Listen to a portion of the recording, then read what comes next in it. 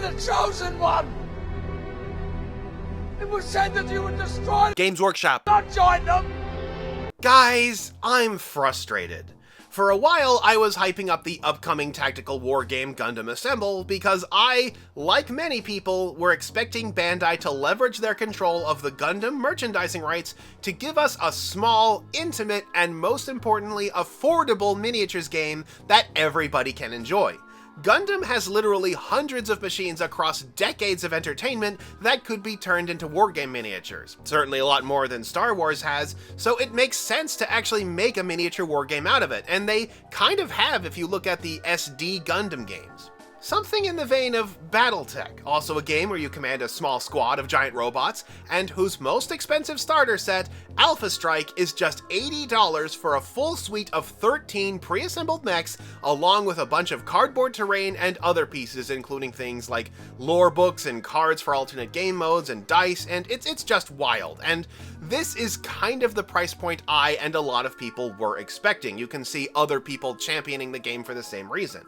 Sadly, I have been turned into Boo Boo the Fool. I guess that's what I get for expecting a large corporation to do the right thing these days, because most of us based our pricing estimates on the fact that the preview kits that were included in the special trading card game bundles cost only $25 more than that trading card deck by itself. A lot of us were expecting that would translate into how much the actual game kits would cost, or maybe a little bit more, like $10 a mini or something.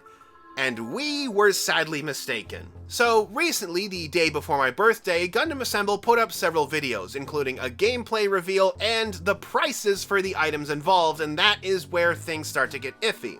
Though first up, we have the 2-player intro set, which comes with 6 Gundams, including popular choices like Char Zaku 2 and Wing Zero Gundam, and which comes with a full spread of cardboard terrain for an aggressively priced $35 USD. Good. Great even! About as competitive as a starter kit for a miniatures game you can get these days without cutting some serious corners. Although, maybe it's a little too good. I'll get into that later. Because unfortunately, after this lovely surprise came the real disappointment. A set based on the Battle of Abawaku. The Battle at Abawaku full 2-player starter set meant for the 5x5 game with double the minis, at triple the price, $100 USD, and it still uses cardboard terrain. For comparison, Heroescape's Master Set is also triple the cost of their 2-player starter set, but it contains more than triple the contents. And don't try to say that the White Base and Musai minis somehow justify the price hike when it also has not only these tiny little Ball and Ago minis, but it still uses the cardboard terrain. And not to mention, if you're talking large minis, Heroescape features a couple of large minis in its new box, and it still gives you more than triple the contents for triple the price. And I mean, it's nice that the Abawaku set takes place in space on a thematic terrain piece, but that price tag, not to mention the hilariously tiny Zeong, is really pushing it. I fear for how they might handle the big Zam. But it gets worse. There is a Gundam Seed set, still with cardboard terrain according to the website. I also checked the Japanese version, it's not any different, with just 2 more minis than the Abawaku box, 14 minis rather than 12 for, and get this, $170 US. 170. I ran the numbers, that is over $12 per figure. You can buy an actual Gundam for that price. No wonder they kept inviting the Warhammer comparison. They wanted to charge Warhammer prices. Man, let me tell you, I had flashbacks to the Dungeons & Dragons Onslaught and Star Wars Into the Unknown on this one, where raw sticker shock was a huge turnoff. And unlike those other games, there isn't even the licensing excuse as Bandai holds the master license. Remember how I said that I feel the starter set is actually maybe a little too perfectly priced? Yes, I know it is a perfectly priced $35, but everything else is the problem. Like how all of the expansion sets actually cost more than this starter set and contain just 3 figures, such as this set with the Goof, a piddly little tank, and that tank's escape pod. Yippee. I mean, I guess these are designed to be like an add-on to the starter set, as the starter set's 6 minis are actually like 3 pairs of minis of units from the same universe, so in theory you could buy one of these expansion sets and combine it with the 2 minis of the same universe in the starter set to make a proper team of 5, but the price is still a sore point here. I think all of us were expecting $10 a mini. I'm also not seeing any interesting or useful accessories. No life tracking tiles, no premium dice, no standalone warships or giant mobile armors, no alternative maps, and apparently no way to get the plastic terrain being shown off in this preview video. They also didn't answer the question of what happens to those of us who bought the preview kits and now need the cards and tokens to play with them. Am I going to be out the cost of a second copy of this squad that came with the TCG cards, which in my case is going to be $50? Were these bonus kits just one big jape?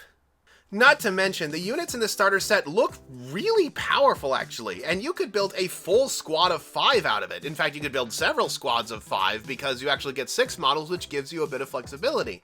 Which kind of begs the question, why would I buy anything else if this starter set is so good? I seriously think that the starter set being so good is going to come back to bite them by not only setting the price standard for a first-time player especially low, but also by being a little too good. It's like if the contents of the $35 Age of Sigmar introductory set could be turned into a full 2,000 point army. But, let's step back a bit. How is the game itself? The game designed by Justin Redekai Gary, why does that guy keep showing up? A man who says he loves the Gundam franchise even though he consistently fails to properly pronounce the name of that franchise's single most popular character. What we're gonna do is Char. Char's gonna start off here. Now Char, this is Char. What's your name? Char Aznable. It is Char. While sitting across the table from that character's English voice actor. It's about like if you called that guy who's famous for wearing the cape and cowl Bait Man while interviewing Kenneth Conroy. But anyway, how is the game itself? It looks pretty neat, actually. Each player gets the same number of units, 3 in a basic game, 5 in an advanced game, and at least in the scenario played here, players can earn points in one of 3 ways: by securing garrisons, capturing objectives, or destroying enemy models. So there's a little bit of juggling of priorities going on, as well as things like elevation and movement, and a few surprises in the form of a limited hand of action cards. Now, they make use of this limited roster with a pretty clever timeline system. Basically, each unit moves when it's their turn on the timeline, and taking their turn will push them further down this timeline depending on the action taken, with their turn coming up again once that later point in the timeline arrives. And this timeline has checkpoints, at which point current objective control is checked and points are earned. Their basic game had 2 rounds, meaning that they hit this checkpoint 2 times before a game over. Securing garrisons takes 1 action and earns you 2 points. Friendly garrisons are secured for free, and enemy garrisons have to be attacked first. Objectives, which are controlled by having the most units on and around it, are worth 5 points each whenever you hit a checkpoint. The big points, however, come from destroying enemy units. Each robot gives up a certain amount of victory points whenever it gets destroyed, based on how strong it is, and after a unit gets destroyed, its character token moves down the timeline, and when its turn comes up again, it can respawn at your base, and I really don't think this balancing mechanic will work as well as Gary expects it to. It's clearly based on the life point system from the Gundam Extreme vs. Arcade game, where a team has a shared life bar and different machines take different amounts of that life bar each time they get destroyed before they get to spawn in again. It's a good mechanic, but that's because it allows every player to stay in the thick of it until the game is over, not as a miniature balancing mechanic, because in miniatures games, and anybody who's played Dungeons & Dragons can tell you, action economy is as action economy does. Generally, in miniature war games, fielding heavier and more powerful units comes at the cost of action economy. Your units are stronger, but the fact that you have less of them means you get fewer opportunities. But in Gundam Assemble, players have the same number of units who get the same number of turns, and higher quality units will pretty much always be able to make better use of those turns, period. And again, the units in the starter set seem to be really strong. Honestly, if it were up to me, I'd still look into a points limit system, if not for the fact that it will encourage more creative team building and prevent good stuff strategies from taking over. Like, I realistically don't see a world where the Wing Zero Gundam, Gundam Epion, and Gundam Barbatos can realistically be challenged by a Leo, a Zaku, and the Gun Tank. Unless we're talking like a Super Robot Wars Boss Borat type who has really crummy stats but gives literally like 1 victory point when destroyed, there's really no reason to run weaker units. There also don't seem to be any deep strike or fast attack units either, something oft forgotten in miniatures game and is sorely needed here. Also, where are the pilots? I'm saying this because in the actual video, the people playing constantly refer to Char's custom Zaku as though it was Char Aznable himself. Meanwhile, the Gundam piloted by Amuro Ray is referred to by its designation number for some reason like it's a droid from Star Wars, something that never happens in the actual show, where it's just called the Gundam or the White Devil, depending on which end of its gun barrel you're on. It was weird. You wiped out RX-78? Now I know what you're thinking, in that Star Wars X-Wing, even though it also had very clearly iconic named ships, didn't actually use those names on the actual models, but that's because the way the game is designed, one model can be one of many different characters depending on the pilot inside of it. I wonder if they thought of that and just kinda dropped it. Good luck making the Black Tri-Stars without pilot names. The other concern I have is just how flexible will this system be? I know I listed how you are expected to juggle various ways of gaining points, and that's good, but are there other things you can do? Other scenarios you can put together? At first I thought that the garrison mechanic was just for this specific scenario, but it turns out Amuro's Gundam has a mechanic that specifically interacts with collecting garrisons. A good miniatures game, or any game that uses the word scenario really, has a lot of flexibility to deliver new experiences, such as different attacker and defender roles, different starting positions, or secret objectives that give bonus points, or battlefield hazards. Like the Arkham Horror LCG has tons of leeway to deliver different experiences, like escaping from a haunted house or hunting down criminals in a big city, whereas my main criticism of the Pathfinder card game was that deep down, every scenario played out exactly the same way, and I worry that might happen here. Good stuff deck dominance and lack of scenario variety. Those are my chief concerns. I mean, aside from the price, of course.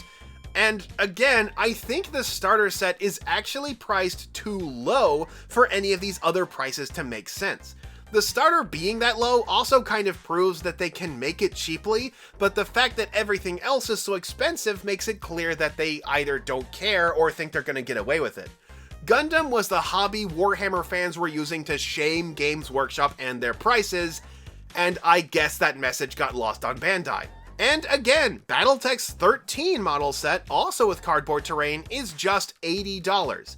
HeroScape gives you both more models, including a pair of oversized models, and full plastic terrain for $125. And yes, I know all of these Gundam Assemble sets are actually even cheaper in Japan, and their prices at current exchange actually do measure up to Battletech's prices, but I feel like that's a bit of a trap as far as this conversation goes, so I'm really not going to dwell on it. I mean, Bandai's not in charge of establishing the yen to dollar exchange rate, for one thing. But I feel like the moral of this story, as has happened time and time again, is to stop using Games Workshop as the baseline price point. How many Star Wars miniatures games have died or been put on the back burner now? We know these games can be manufactured and sold for less, even those without a popular intellectual property, even those that make use of plastic terrain. You don't beat Games Workshop by copying their pricing model, you beat them by aggressively underbidding. If you take away nothing else from this, then you should understand that this is Bandai charging Games Workshop prices for a Battletech level product. Honestly, the starter set with its incredibly low price seems like the only thing worth actually buying. The Abawaku set is really pushing the limit of good taste, but that Gundam Seed set is an embarrassment, assuming that the information we have on the website isn't some kind of typo and it actually uses plastic terrain like we see in the video, but still. I've actually been doing a little experiment, and it looks like you actually could build a version of the game using the actual model kits for that same price. Or, you know, just get Battletech. They have a starter set for $25. If Gundam Assemble would have lived up to expectations price-wise, a price we know it can meet thanks to its contemporaries, and didn't charge the same price for the game minis as they do the actual full-scale model kits, I would have been a lot nicer in this video. If the sets were instead $40, $80, and $120 with the expansion at $30, which is a totally realistic expectation, I don't think this conversation would be happening.